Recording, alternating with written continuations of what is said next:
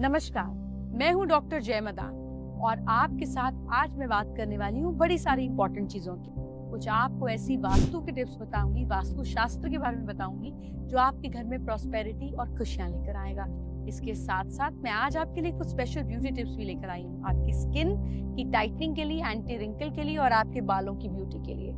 और भी बहुत सारी बातें आपके लक मीटर पर आपकी किस्मत को भी दुरुस्त करना है। आपके घर में वास्तु बहुत इंपॉर्टेंट रोल करता है। जैसे सबसे इम्पोर्टेंट चीज है इसमें स्वास्तिक का जो हमारी भारतीय संस्कृति में इसकी बहुत इम्पोर्टेंस है। इससे घर में सौभाग्य और समृद्धि आती है। वास्तु शास्त्र के हिसाब से स्वास्तिक 9 उंगली लंबा और 9 उंगली चौड़ा होना चाहिए और मेन गेट के ऊपर सिंदूर से ही अगर चिन्ह बन जाए तो घर में खुशहाली आती है। अगर आपके घर के जो मेंबर्स हैं इनकी तरक्की आप चाहते हैं तो सभी प्रकार के वास्तु दोष दूर करने के लिए मेन गेट पर एक तरफ केले का पेड़ और दूसरी तरफ तुलसी का पौधा गमले में लगा सकते हैं। घर में पॉजिटिव एनर्जी रहेगी, घर में खुशियां रहेंगी। बेसिकली ये जुपिटर और मरकरी साथ साथ में आपके घर में विजडम, शार्पनेस और लिक्विड कैश अच्छा लेकर आते हैं। अगर आप कोई प्लॉट खरीद रहे हैं और मकान बनाने का योग नहीं बन रहा है या मकान बनाने के लिए पैसों का इंतजाम नहीं हो रहा है तो पुष्य नक्षत्र में उसे खाली प्लॉट में अनार का पौधा लगा दें। इससे मकान बनने के योग जो है ये जल्दी बन जाएंगे। ठीक इसी तरह से अगर आप घर में वास्तु दोष से पीड़ित है, मतलब घर में कोई ना कोई दिक्कत रहती है, उस दोष को दूर करने के लिए कुछ तोड़फोड़ करने की आपको जरूरत नहीं है। आपको सिर्फ इतना करना है कि आपको मकान की छत पे, अपने घर की छत पर बड़ा गोल शीशा यानी कि आईना इस तरीके से लगाना है कि मकान की जो पूरी छाया है, जो पूरा रिफ्लेक्शन है, ये इसमें दिखाई देती है। अब एक और बात, आपको भूलकर भी कभी भी घर में टूटा हुआ बर्तन, टूटी हुई चारपाई या टूटा हुआ बिस्तरा नहीं रखना चाहिए और ना ही घर में टूटे बर्तन और टूटी हुई कोई भी शोपीस वगैरह रखना चाहिए। इसका आपको फायदा तो बिल्कुल नहीं होता, उल्टा पैसे का नुकसान होता है, पैसे निकलने शुरू हो जाते हैं। देखिए ये आपका हाथ है ना, आपके हाथ पर अंगूठे के साथ से जो लाइन जा रही है, जो अंगूठे के साथ से सराउंड करती हुई लाइन जा रही है, इसको लाइफ लाइन कहते हैं, जीवन रेखा। अगर किसी की लाइफ लाइन पर, इस वाली लाइन पर देख रहे हैं, इस वाली लाइन पर अगर छोटी छोटी रेखाएं काटती भी हो, ऐसे छोटी छोटी रेखाएं काटती भी हो तो इसे शुभ नहीं माना जाता। इन लाइंस के संबंध में कहा जाता है कि जिस जगह पर ये रेखाएं जीवन रेखा काटती है उस इंसान में, उस उम्र में, उस एज में इंसान को थोड़ा हेल्थ इशू, कोई बीमारी, कोई ना कोई दिक्कत का सामना करना पड़ सकता है। ये बैड लक का सूचक भी माना जाता है। अब इसी तरीके से आपकी ये लाइफ लाइन है, तो अगर इस पे आइलैंड बन जाता है, इस पर अगर द्वीप यानी कि ऐसे आइलैंड बन जाता है, देख रहे हैं ना, ऐसा आइलैंड बन जाता है, तो इससे कहीं ना कहीं एक लंबी बीमारी कहा जाता है।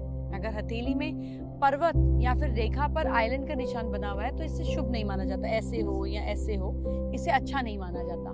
लेकिन हर रेखा और पर्वत पर बने हुए आइलैंड का अलग अलग मतलब होता है। जिस रेखा पर पर्वत या आइलैंड का चिन्ह बना हो वो सामने वाले को कमजोर करता है। बेसिकली पर्वत क्या करेगा, ऑब्स्ट्रक्शन करेगा, ऊपर जाएंगे नीचे आएंगे। आइलैंड क्या करेगा, जगह से काट देगा। पर्पस ये ना, इसी वजह से आपकी लाइफ में धन, सेहत, मान सम्मान से जुड़ी प्रॉब्लम्स का आपको सामना करना पड़ता है। तब आप समझ रहे हैं ना, इस उंगली पर आइलैंड हो, क्रॉसेस हो तो ये अच्छे नहीं माने जाते।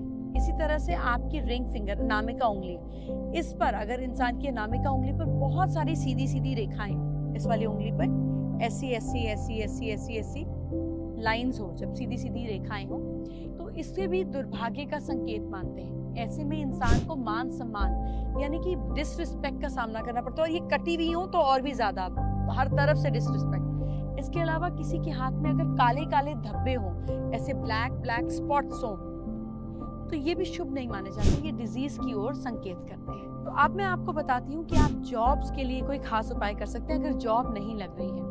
सैटरडे को 1 मीटर काले कपड़े में 1 किलो साबुत उड़द की दाल और 1 किलो कोयला बांध 21 बार अपने ऊपर घुमा लें। इसे बहते पानी के पास छोड़ दें, प्लीज नदी को पोल्यूट नहीं करें। ऐसा करने के बाद आपको हनुमान जी को गुलाब का इत्र चढ़ाकर जॉब के लिए प्रार्थना करनी है। इससे आपका मंगल स्ट्रॉन्ग होगा।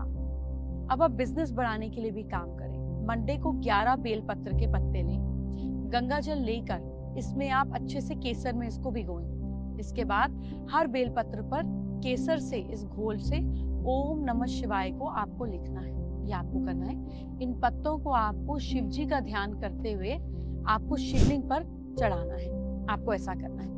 बेलपत्र हमेशा उल्टा कर कर ही चढ़ाया जाता है, इस बात का ध्यान।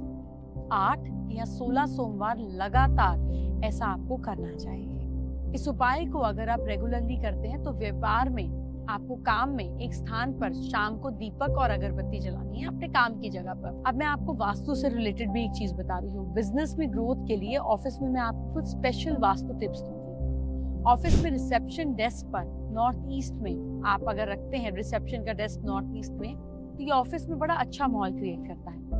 रिसेप्शनिस्ट ईस्ट या नॉर्थ की तरफ फेस करके बैठेगी तो लोग उससे ज्यादा प्रभावित होंगे, लोग ज्यादा अंदर आएंगे अगर आपका मूविंग ऑफिस है। नॉर्थ ईस्ट में 9 गोल्ड फिश और 1 ब्लैक फिश वाला एक्वेरियम आप रखिए, ये प्रोस्पेरिटी के लिए अच्छा है। फील्ड स्टाफ जो मार्केटिंग वगैरह का या सेल्स का फील्ड स्टाफ है, उसे नॉर्थ वेस्ट में रखिए ताकि वो दौड़ते रहें और काम करता रहे। एम्प्लॉयज के बैठने की जगह बीम के नीचे बिल्कुल नहीं। अब मैं आपको एक स्पेशल ब्यूटी टिप और एक घर की फेवरेबल टिप दे रही हूँ। चावल उबालने के बाद अगर उसका पानी बच जाता है तो इस तरह इस्तेमाल करें अपने बालों के लिए। कैसे? इससे बाल धो लें, 10 मिनट बाद फिर इसको छोड़ दें, फिर 10 मिनट बाद गर्म पानी से धो लें। इससे आपके बालों में शाइन आएगी, आपके बाल बिल्कुल सॉफ्ट रहेंगे, एकदम नेचुरल कंडीशनर का काम करेगा। अब फेस के लिए भी ब्यूटी टिप जानिए। चावल के इस पानी में बेसन और शहद मिलाकर चेहरे पर अच्छे से लगाइए।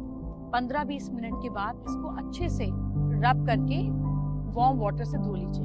आपके चेहरे की स्किन सॉफ्ट होगी और उसकी टोनिंग जो है, जो फर्मनेस है स्किन की, वो भी हो। आज के लिए बस इतना ही। मैं कल फिर आपसे मिलने आऊंगी नई नई टॉपिक्स लेकर, नई नई चीजें लेकर, और कल मैं फिर आपके पास आऊंगी कुछ नई खास चीजें लेकर। अपना ख्याल रखिए। Bye bye, take care, all the best.